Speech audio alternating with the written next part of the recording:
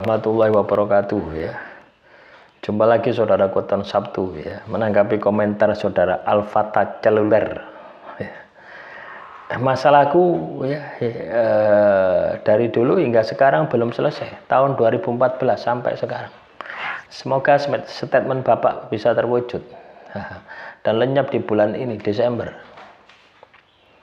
ya. Jadi kalau Anda ya, teman-teman Weton Sabtu kena masalah mulai dari 2014 sampai sekarang, nah, bisa jadi masalahmu itu hukuman Tuhan kok, atau bisa jadi masalahmu itu adalah karma kok gitu loh.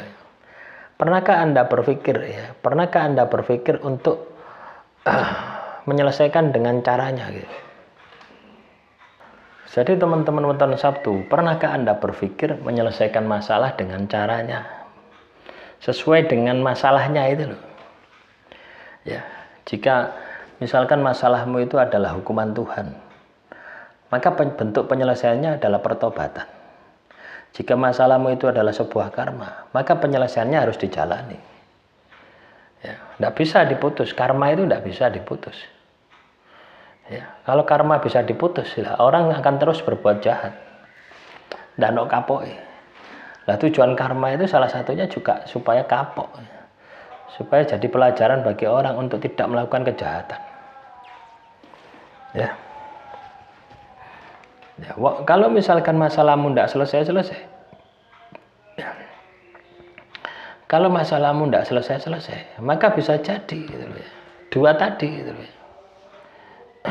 Kalau tidak karma, hukuman Tuhan ya.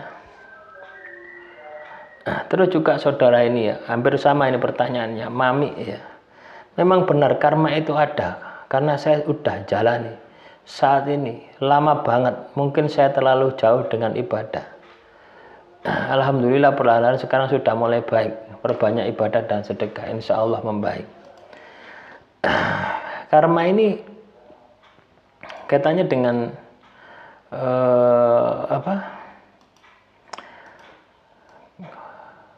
balasan ya. Karma ini katanya dengan balasan kita ya, perbuatan kita kepada manusia gitu ya. Kita menyakiti seseorang, si A, si B, si C ya. Terus Tuhan kasih balasan gitu ya. Lah disitulah bentuk Tuhan itu adil ya.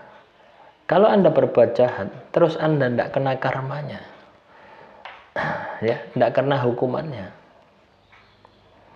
ya, berarti tidak ada keadilan, ya.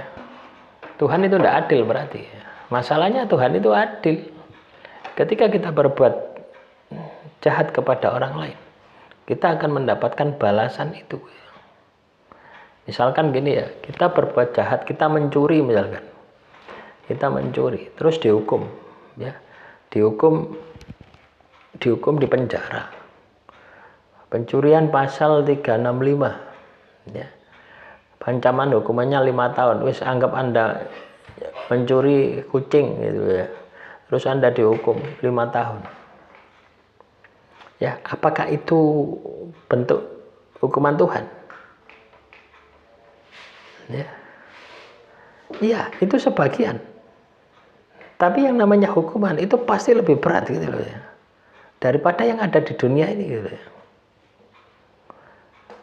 Karena kita berpikir bahwasanya ketika seseorang katakanlah korupsi ya, korupsi 100 juta, 100 miliar, dihukum 5 tahun, 10 tahun. Apakah itu memuaskan Anda? Tidak. Ya. Dia mungkin bisa lolos katakanlah melakukan suap ya, bayar pengadilan, bayar di rutan itu ya, sipir di rutan itu, dia bayar, akhirnya lolos. Harusnya dia menjalani hukuman 10 tahun atau tembak mati. Nah, dia lolos 1 tahun sudah bebas keluar. Apakah dia bisa lepas dari hukuman Tuhan? Tidak. Itulah bentuk keadilan Tuhan.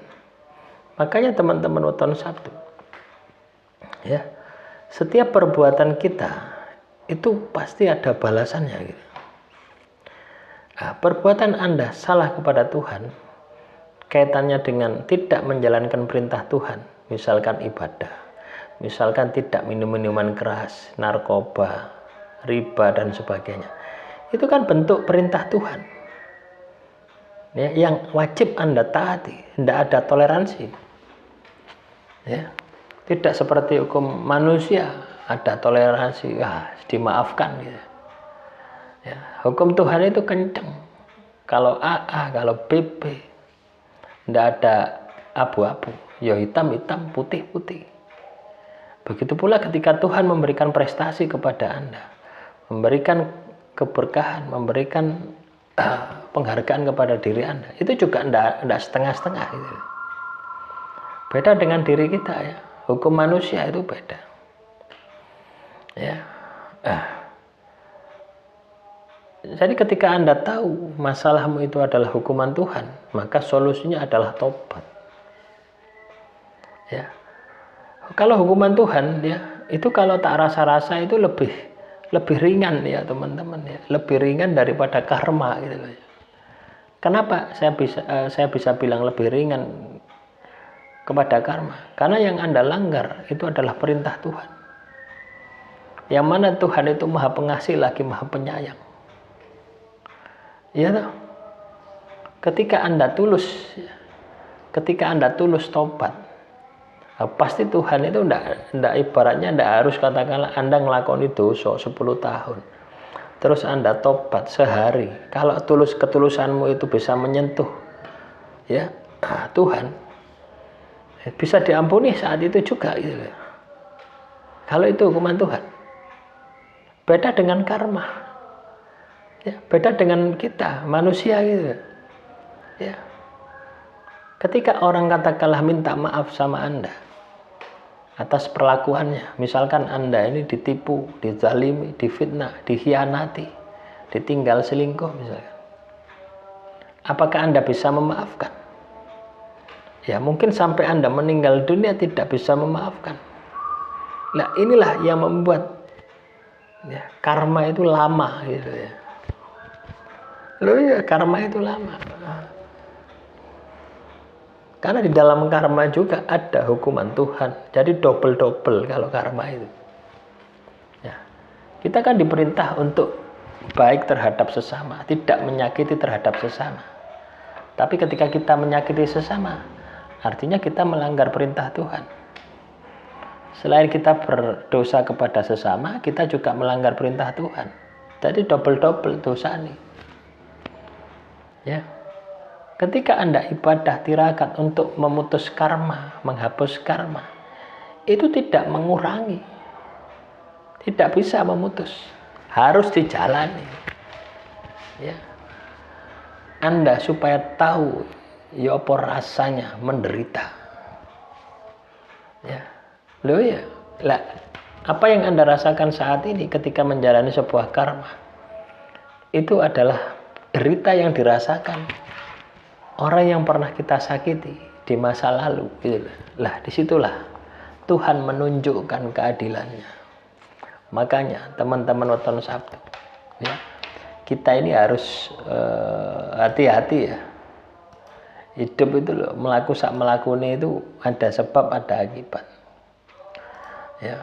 Kalau kita tidak mengindahkan ini, bakal hidup kita penuh dengan masalah. Demikian yang bisa saya sampaikan. Semoga materi yang singkat ini bisa bermanfaat. Wassalamualaikum warahmatullahi wabarakatuh. Salam Rahayu, Rahayu, Rahayu.